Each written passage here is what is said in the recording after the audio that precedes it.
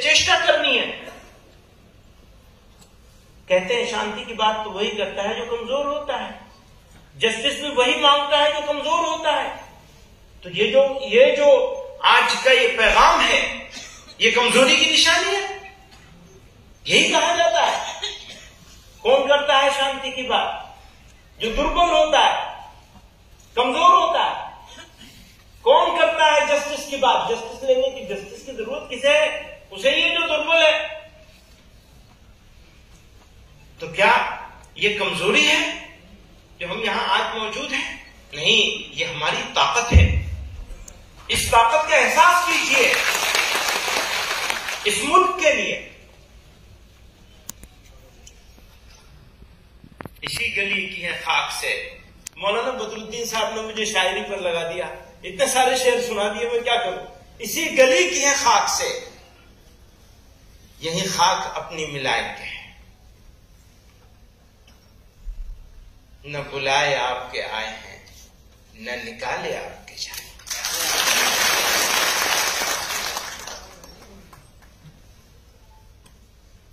हो सकता है किसी का कोई पॉलिटिकल बेनिफिट होता हो नफरत करने से, नफरत फैलाने से, नफरत की बात करने से, लोगों को बांटने से। लेकिन सच्चाई यह है कि देश का नुकसान होता है। आज मणिपुर में क्या हो रहा है?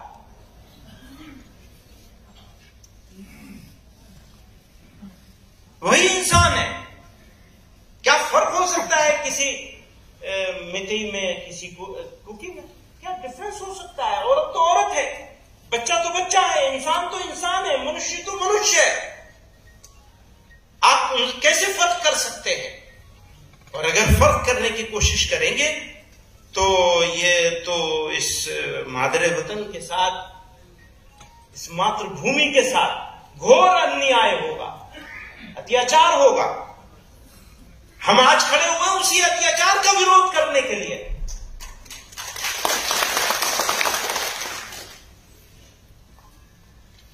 जो होना है हो जाएगा। थोड़ी तकलीफें रसन, फिर थोड़ी सी तकलीफेदार, उसके बाद है दोस्तों आराम ही आराम है। करना क्या है?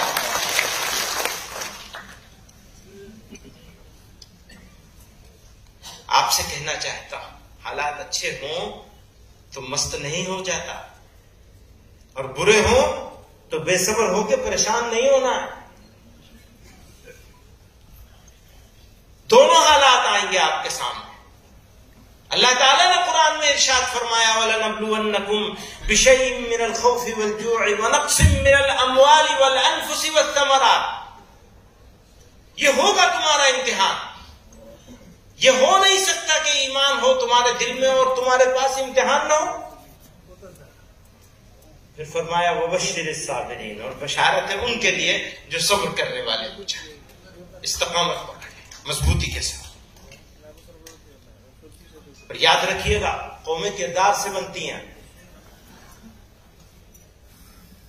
कैरेक्टर से बनती हैं। अगर कैरेक्टर है तो कौम है, कौमें ताकत से नहीं बनती, कैरेक्टर से बनती है। और जब कैरेक्टर होता है, माफी के साथ, जब कैरेक्टर होता है तो उसकी जो ताकत है, उस ताकत के सामने दुनिया की कोई ताकत नहीं रोक सकती।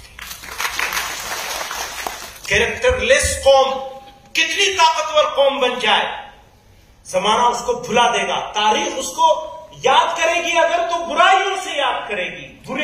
बुरी चीज बुराई से याद की जाती है, अच्छाई से याद नहीं की जा सकती कभी। और हम अपने खालिक की तरफ देखें, मखलूक की तरफ मत देखिए। मददगार अगर कोई होगा तो तुम्हारा खालिक है। खुदगर्जी और नफ्सी से बचना है। ये जो खुदगर्जी है ना, सेल्फिश हो जाना, बहुत बीमारी फैल गई है जमाने में। आपको परवरदिगार ने आपके लिए नहीं, दूसरों के लिए पैदा किया है। अगर ईमान है तो ईमान के तकाजों में से बड़ा तकाजा है कि आप अपनी तकलीफ उठाएंगे, दूसरों के काम आएंगे। गैर मुस्लिमों के साथ आपका ताल्लुक, मौलाना बदरुद्दीन साहब कह रहे थे कि हमें अलग अलग, यानी हम अलग अलग हो गए, इसकी सजा किसको मिलेगी? उसको मिलेगी जिसकी बड़ी जिम्मेदारी है। बड़ी जिम्मेदारी किसकी है? हमारी है ना, आपकी है ना। पहली जिम्मेदारी हमारी और आपकी है कि आउटरीच करें, डायलॉग करें, बातचीत करें। उनके साथ एक एसोसिएशन होना चाहिए वतनी बुनियाद पर। हमारी जमीन एक है, मुल्क एक है, हमारी जबान भाषा एक है, हमारे ताल्लुकात हैं, हमारी इज्जत और जिल्लत एक दूसरे के साथ वाबस्ता है। अभी बहुत ही खूबसूरत बात हमारे पीर तनवीर हाशमी साहब ने फरमाई चंद्रयान के हवाले से। वो मिशन कामयाब होगा ठीक से तो हमारे लिए भी इज्जत की बात होगी, फख्र की बात। हमारा मुल्क है, हमारा वतन है। लेकिन चांद पे पहुंच जाएंगे, जमीन पे लोगों को, गरीब लोगों को, कमजोरों को रगड़ेंगे, औरतों की इज्जतें नहीं बचाएंगे, बच्चों की मासूमियत तार होगी, तो कैसे हम गौरव कर सकेंगे? घोर अन्याय होता रहेगा और हम खामोश बैठे रहेंगे। और एक बात और कहना चाहता हूं, जितनी रेस्पॉन्सिबिलिटी अन्याय के खिलाफ बोलने की मुसलमानों की है, उससे ज्यादा इस मुल्क की मेजोरिटी समाज की जिम्मेदारी है। आज मेजोरिटी समाज खामोश बैठा है और ये अफसोस की बात है, सदमे की बात है, दुख की बात है।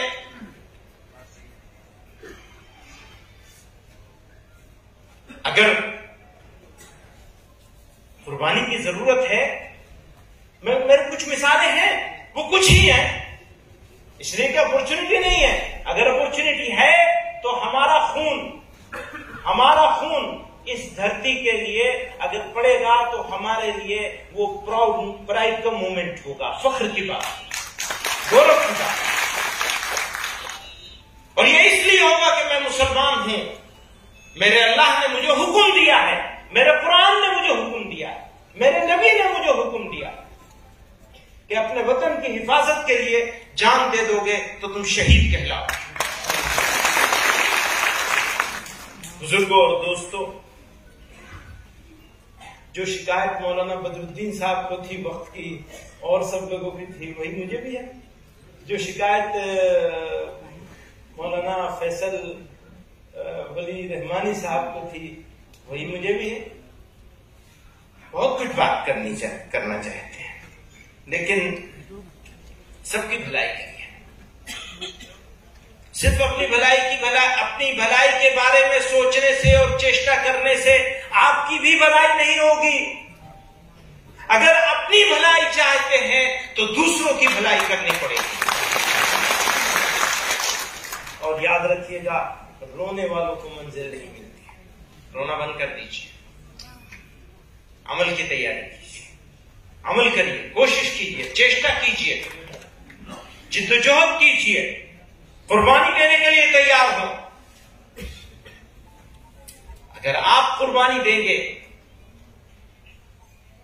तो तारीख आपको याद करेगी, भुलाया नहीं जा सकता। और कुर्बानी नहीं देंगे, तनासानी में रहेंगे, बेफिक्री में रहेंगे।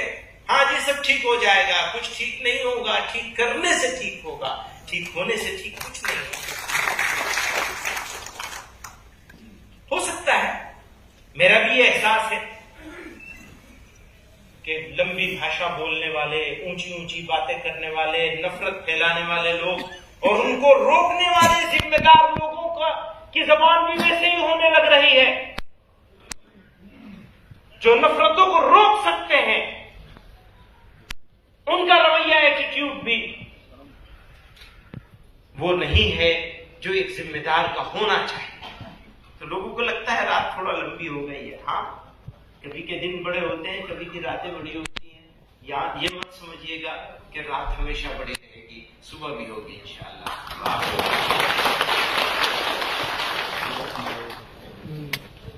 আমি একেবারে শেষ পর্যায়ে উপনীত হয়েছো। মাত্র 3 মিনিটের একটা কার্যসূচী আছে।